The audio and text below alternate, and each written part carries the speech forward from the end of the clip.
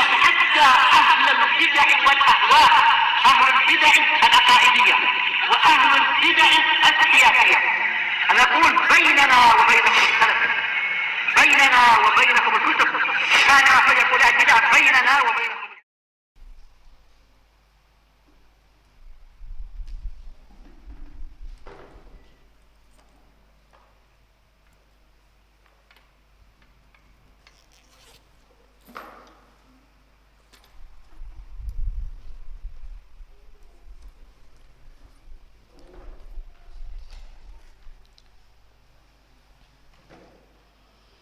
Bismillahirrahmanirrahim. Alhamdulillahi wassalatu wassalamu ala Rasulillah wa ala alihi wa sahbihi wa man walah, ma ba'd. Kita lanjutkan bacaan berikutnya terhadap kitab Tarbiyatul Aulad, pendidikan anak berdasarkan bimbingan Al-Quran dan As-Sunnah, karya Asy-Syaikh Abu Abdullah Faisal Al-Hashiri Atsabahullah. Sekarang kita masuki halaman yang ke-62. Afwan. Halaman yang ke-64. Qala al-mu'allifu Atsabahullah, ta'widul aulad ala silatur rahim, yaitu membiasakan anak-anak kita untuk saling menyambung silaturahmi. Jadi walaupun istilahnya masih kecil, tapi ketika orang tuanya misalkan silaturahmi kepada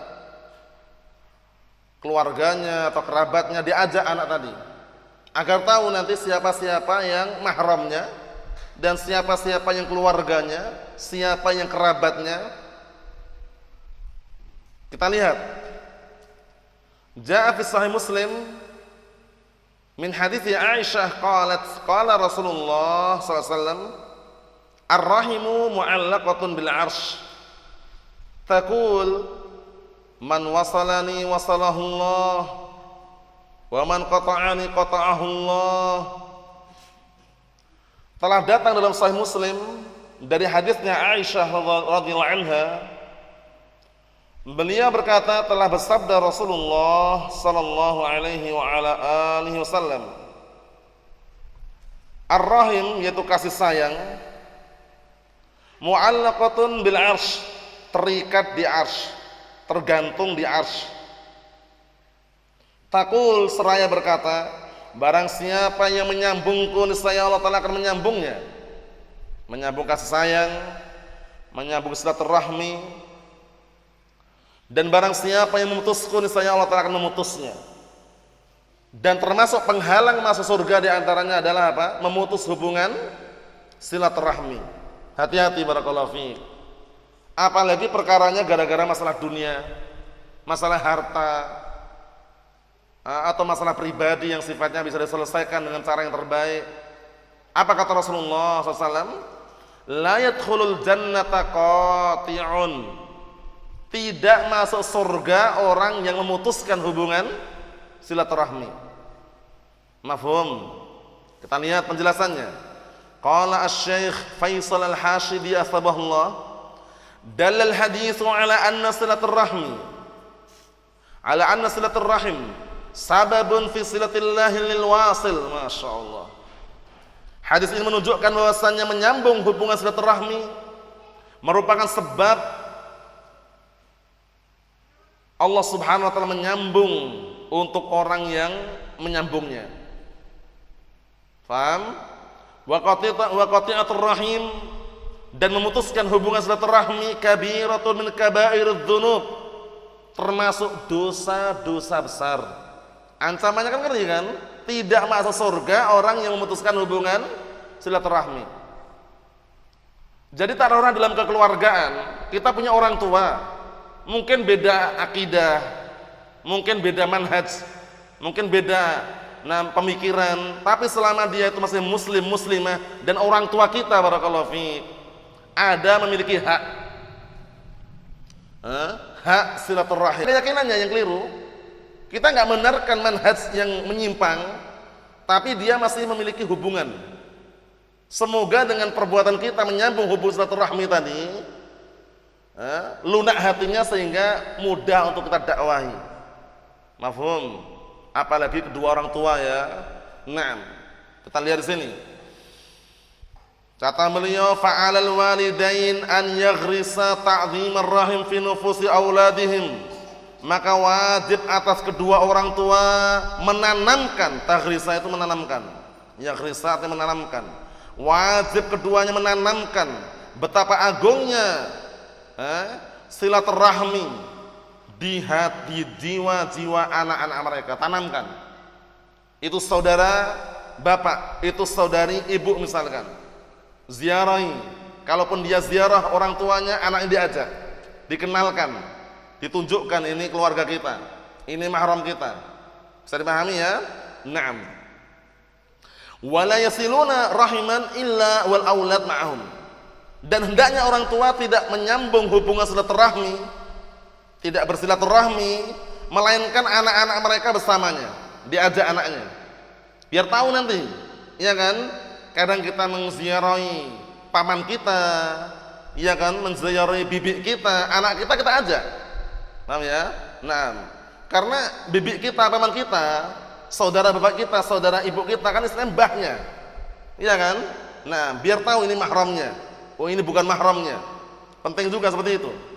Kita lihat juga hatta fil munasabat, bahkan dalam acara-acara khusus yang sifatnya tidak berseberangan dengan syariat. Mafhum? Nah, wa idza hamala hadaya fayuhsin an yuqaddimaha al-aulad. Kalau bapak ibunya bawa hadiah, maka lebih baiknya kalau yang disuruh nyerahkan itu anaknya. Paham ya? Misalkan bapak ibunya ingin menziarahi mbahnya anak tadi itu, berarti yang menziarahi orang tuanya kan, itu anaknya disuruhlah kasih ke mbah itu hadiahnya. Nah, misalkan hadiah sarung, ya kasih sarungnya ke mbah itu, biar anak itu paham bahwasanya betapa pentingnya menyambung hubungan silaturahmi.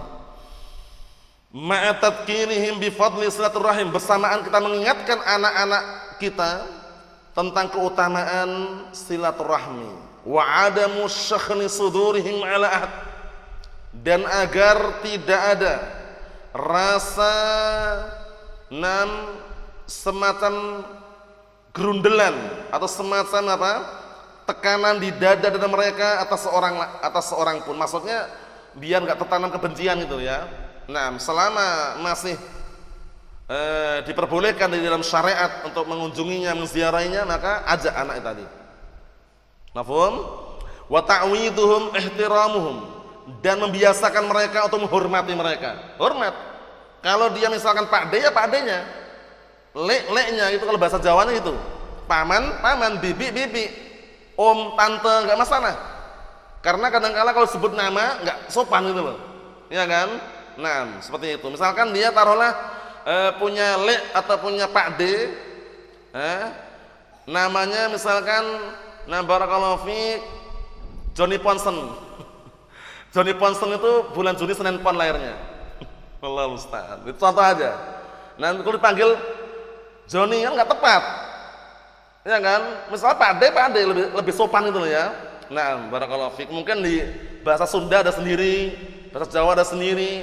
Intinya sebutan misalkan Pak D, Le, Om, Tante itu nggak masalah. Itu sekedar menghormati yang lebih tua saja. Bisa dipahami ya? Nah, kalau bahasa Arab nanti sebutkan jaddah, khalah, ammi, ammah. Paham ya? Nah, seperti itu. Tapi kita kan bukan orang Arab, karena nggak paham itu orang awam. Kita lihat di sini.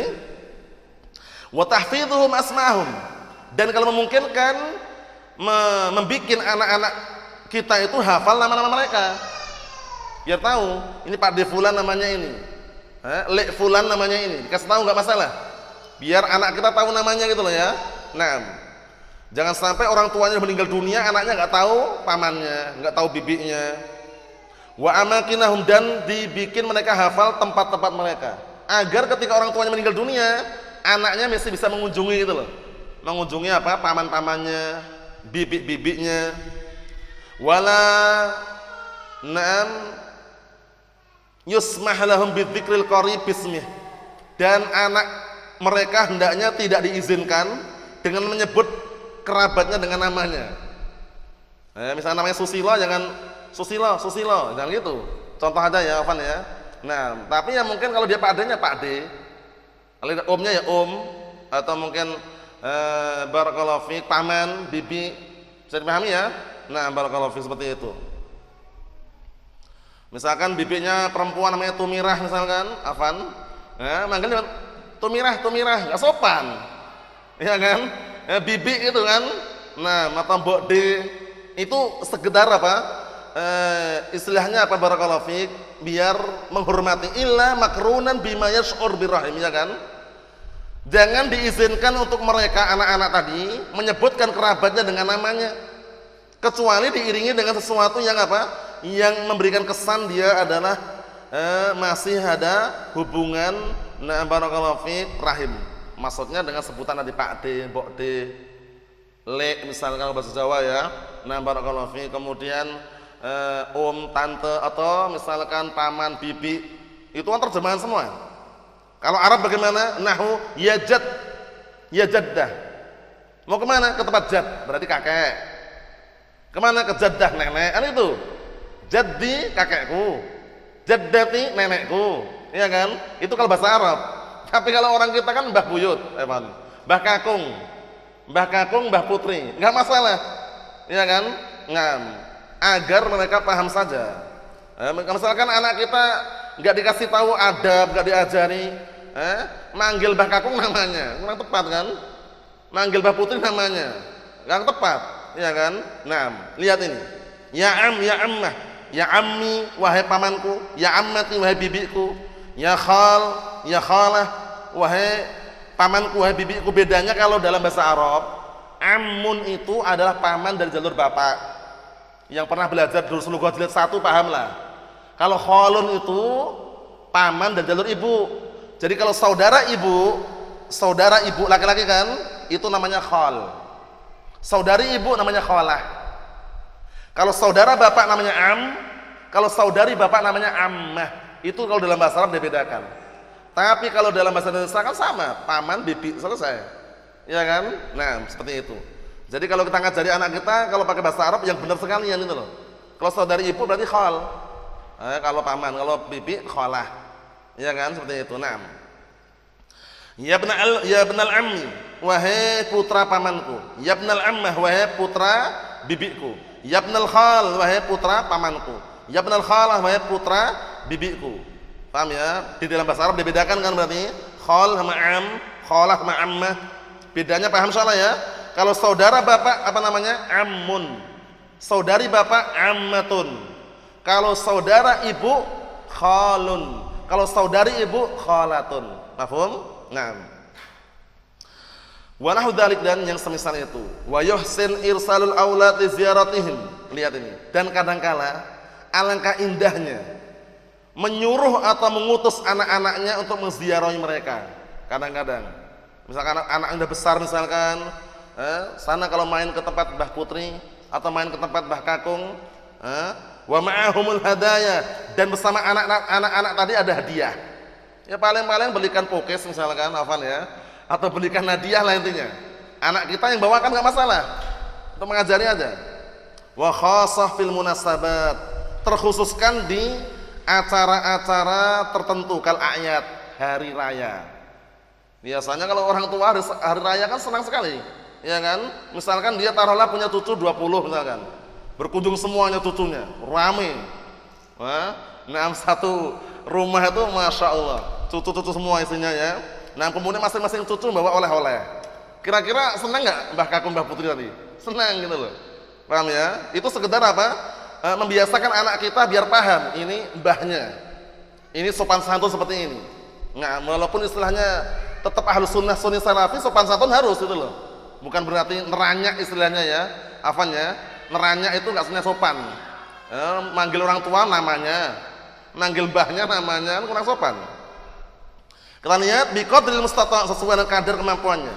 Wa bihasbil 'uruf, dan sesuai dengan kadar, sesuai dengan apa? Na'am barakallahu fiik, tradisi atau kebiasaan yang ada di situ. Li'anal khaira 'adatun, dikarenakan kebaikan itu berawal bersumber dari kebiasaan. Karena terbiasa baik, akhirnya anak ikut baik. Mafhum? Naam. Qala Ibnu Abdul Qawi rahimahullah taala, pantunnya bagus sekali itu. Wa kun wasilal arhami hatta likashihi. Tuwaffaru fi umrin wa rizqin wa tas'adu.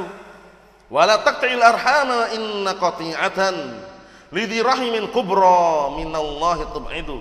Artinya jadilah engkau orang yang senantiasa menyambung silaturahmi walaupun sama orang yang memusuhi.